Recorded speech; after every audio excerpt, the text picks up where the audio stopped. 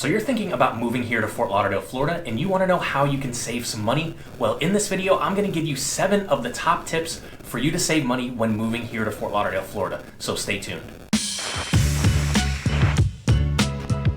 What's up everyone, it's Tanner, and if you want to know everything about Fort Lauderdale, Florida, I'm doing tons and tons of videos about everything you need to know. So make sure you hit that subscribe button and tap the little bell so you get notified every time I do a new video. And I've been getting so many calls, emails, texts, Facebook messages, you name it, every single day from people moving and relocating here to South Florida, and I absolutely love it. So if you're even thinking about making a move here, you've got to reach out to me because I've got your back when moving to Fort Lauderdale. So I bet you're super excited about the possibility of moving down to sunny South Florida, but let's face it, moving can be really expensive. But the big secret to keep your moving costs low is planning in advance. And the 7 tips we're gonna go over can save you a ton of money when moving. And I'm telling you, the 7th one is absolutely the most important, and you're not gonna wanna miss it, so make sure you stay for that one. All right, so let's get into it. The number 1 tip is the furniture. Should it stay? Should it go? What should you do with it? So a lot of times, some of that furniture that fits perfectly in your current house might not fit so well in your new one, depending on the size and the layout. Now, I understand that some people have pieces like an ottoman from their great-grandparents, or just some things that hold extreme sentimental value, and obviously those things are non-negotiable, but it's gonna be really important to prioritize what's worth keeping, especially with the furniture because it's so big and bulky. So sitting down and deciding if it really makes sense to keep that 6-year-old couch or that 10-year-old bedroom set is going to be really important.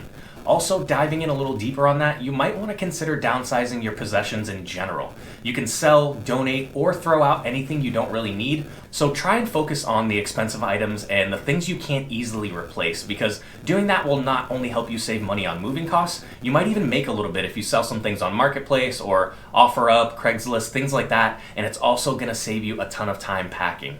So number 2, you've already got a plan for getting rid of the furniture you aren't going to keep, as well as some of the other non-essential items around your house, and maybe you're selling it, maybe you're giving it away, whatever, but the next thing is getting ready to start packing. So instead of going out last minute and having to buy moving supplies like boxes, packing peanuts, paper, stuff like that, why not start collecting those things a few months before your move? If your house is like mine, between my wife and I, we're getting packages almost every day. So keep those larger boxes, packing peanuts, and those little bags filled with air, and think about how much junk mail we get every day. Keep those ads and the flyers that you would normally throw out, and if you still get the newspaper or know someone that does, ask them for their old ones so you don't have to buy packing paper.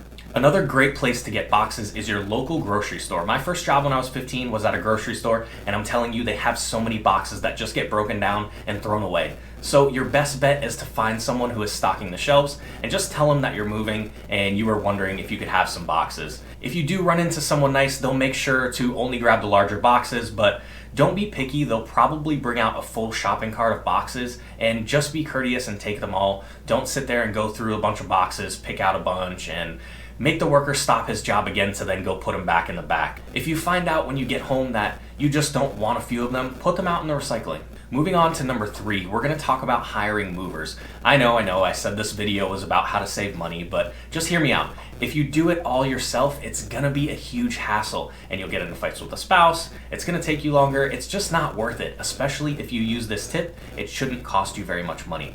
Maybe a couple $100 if you do it right. So shop around for movers on Craigslist, ask for recommendations on social media, and if the site thumbtack.com is available in your area, try that out. You type in what service you're looking for and then your zip code, and you'll type in a short description about what you need packed or moved, and businesses will start sending quotes right to you. You might even get some of them to come out and assess everything and give you an idea of how big of a truck or a trailer you're going to need. So that right there is going to save you money because you don't have to guess and get the bigger size truck or get the bigger size trailer just in case it doesn't fit. The professionals know how to pack it and they know how to get the most out of the space. But that really depends if you're going to be comfortable driving that big moving truck. I know a lot of people who aren't, but if you are, that's going to be the most cost-efficient way to move. You're going to rent the truck yourself and have the movers come and pack the same day and load everything into the truck for you, and that could save you a day or 2 worth of truck rental costs, because if you load everything yourself, it's probably going to take you 10 times longer than the movers, but you're also going to be so worn out that you're probably not even going to end up on the road until the following day. Now, if you aren't comfortable driving yourself, there are companies that will drive for you, or you can look into getting a pod.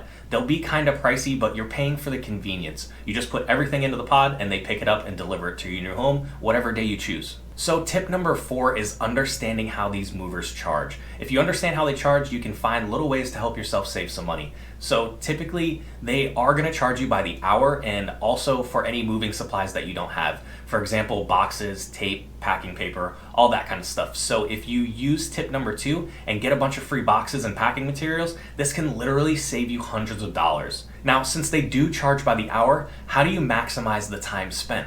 Well, you want to make sure everything is as organized as possible for when they come, have all the materials set out for them, and be clear about what you want packed and loaded so they can get right to work. Alright, so we're working our way down the list, and these are things that are really going to help you save a ton of time, aggravation, and money. But if you still want to know everything about Fort Lauderdale, this channel is all about it, so make sure you hit that subscribe button. So the 5th thing to help you save money on your move is timing. Now, timing isn't everything, but it's certainly a factor when it comes to cost, and I understand that you won't always have control over when you need to move, but if you do, consider scheduling your move when there's a lower demand for moving companies and moving trucks. For example, try to avoid moving at the end of the month or on weekends. A better option would be to schedule your move on like a random weekday, because the lower the demand, the better the rate you can get from the movers and the rental companies. And if you plan ahead, you'll have the opportunity to call these companies for quotes for different days or even a different month to compare rates. Okay, so tip number 6. Let's say you need to move out of your current house, but your new home here in South Florida isn't ready, or maybe you're not quite sure exactly where you want to live yet. What are your options? Do you need to stay in a hotel until you figure it out? Absolutely not. You can save a ton of money by booking an Airbnb. It can be short-term or long-term. You might have noticed already, but you'll see a daily and a monthly rate for Airbnb properties, and chances are you'll be able to find a really good rental in the area that you're purchasing your new home or in the area that you're just thinking about moving to. That way you can get a good feel for the area before you even move into your new house.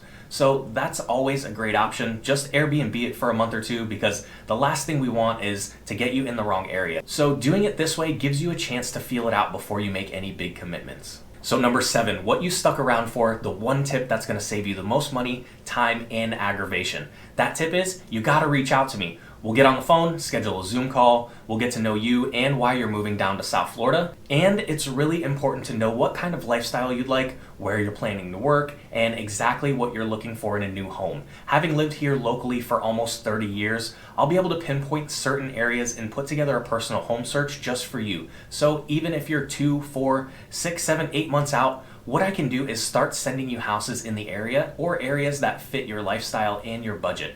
That way you can see exactly what's coming on the market and what you can expect to get for your money.